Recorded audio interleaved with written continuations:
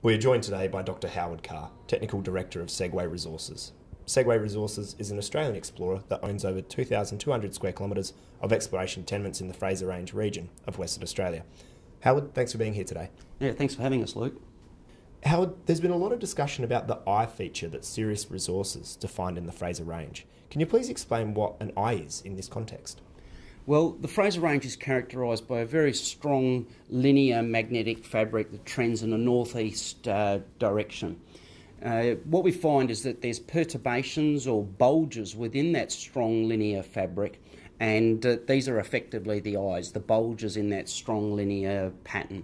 And then when we look in detail inside of that bulge, we see that there's a massive to subtly concentric magnetic feature, which is in clear contrast to the strong linear pattern outside. And how are these eyes identified?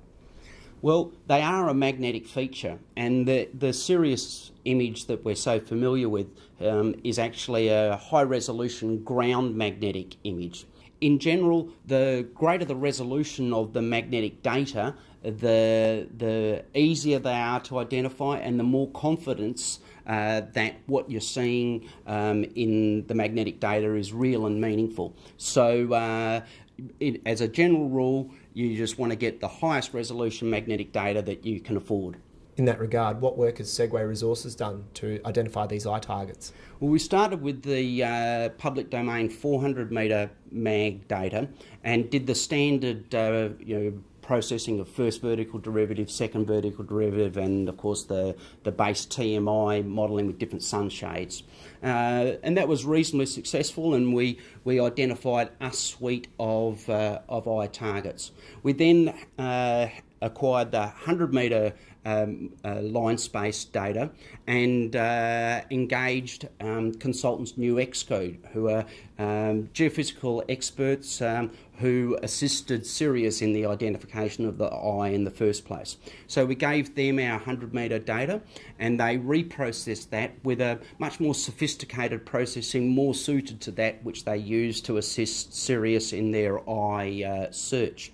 And we came up with another suite of higher resolution eye targets, and then compared the low resolution with the high resolution. And what we found was around about 30% of the original eye targets carried through into the final suite.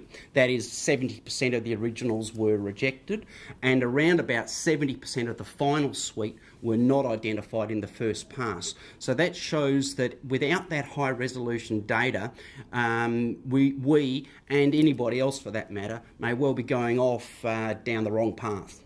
What do these eyes represent? The eyes, we believe, and Sirius and others, government geologists believe, represent late-stage mafic, ultramafic intrusives.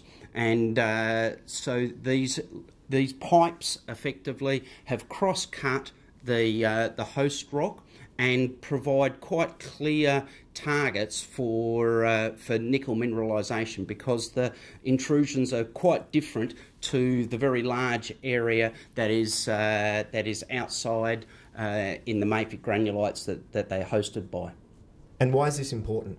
The late stage intrusions provide a very small and targeted area for us to focus our exploration activities on. And so once we have confidence that we're dealing with one of these late stage intrusions, it allows us to be able to focus our efforts within a relatively small area. And what does this mean for Segue Resources? Well, for Segue, I think it means that we've got a very high chance of success with the budget that we've got. So we're really focused on making every penny count, and by applying the science and the logic that we have, we think we've got the highest chances of finding a nova-like mineralisation with, of course, the minimum budget that shareholders would fund. What work is next? What we've done is to set out our exploration program for 2014 in a quite simple flow diagram that anyone can work their way through and chart our progress. So phase one of the exploration program, that is the identification of the eyes, has already been complete. Now we move into to phase two. So phase two is comprised of blanket ground EM over all of those identified eye targets, searching for massive nickel sulfide conductors within the bedrock. We have a strong belief that we'll identify some conductors within those our eye suite, and the strongest and most continuous conductors will then be air core drilled, searching for anomalous nickel bedrock geochemistry. And then that comprises phase 2, and at the end of phase 2 we'll be ready to go into phase 3, which is the reverse circulation deeper target drilling of the strongest nickel sulfide, the strongest bedrock nickel anomalism, coincident with the strongest ground EM conductors.